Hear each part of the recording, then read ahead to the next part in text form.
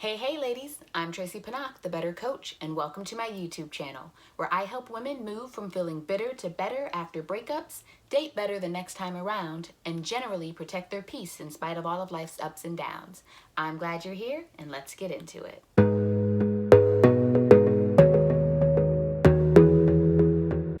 Let's talk about navigating the survival phase of a breakup. The survival phase is one of 3 breakup recovery phases, the other 2 being the maintenance phase and the thriving phase. The survival phase occurs within the first few days, weeks, or months after a breakup, and is characterized by a sense of instability and insecurity in your emotions and logistics of your life. The thing is, breakups can be hugely destabilizing to our lives. It can cause you to need to change homes, to change parenting arrangements. It can have you take financial hits and have all sorts of financial upheaval.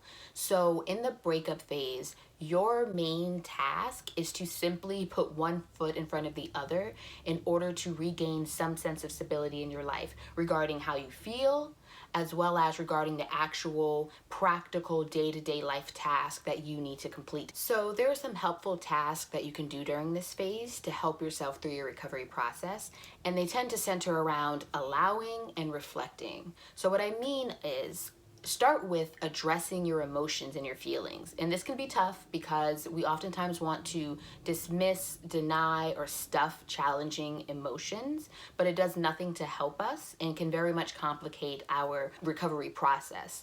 So one of the things that I highly recommend is that you just allow yourself to feel your feelings. Cry if you need to cry, scream if you need to scream, punch a pillow if you need to punch a pillow. The idea is that you let it out. You let it out in a healthy, contained environment, but you let it out. Let yourself feel. The other part of this on the emotional end is to do an actual concrete task of journaling. So give yourself quiet time, privacy, to open up a notebook or a journal and to list the different feelings that you're feeling. So this takes quiet time and space so that you can sit and ask yourself, what am I feeling about this breakup? The reality is you're likely feeling a bunch of different emotions. The obvious ones are sadness or anger or confusion, but there can be shame, embarrassment, guilt, regret, anxiety, all sorts of things. And you want to really take time to notice what you are feeling. And so then you write each of those emotions down on the paper, and then next to each one, you write why you're feeling that particular emotion about the breakup. So why am I angry? Why am I sad? This is just a really helpful, objective way to get a sense of what you're feeling and what's going on for you. And it also helps you to gain a little clarity around what feelings may be the most distressing to you at this time, and therefore those are the feelings to kind of address and to ask yourself, what do I need in this time of sadness? What do I need in this time of anger? I'd just like to take a moment to say that if anything about this video has been helpful, I strongly encourage you to join my email list for 3 reasons. First, you'll get regular breakup recovery, dating, and stress management tips.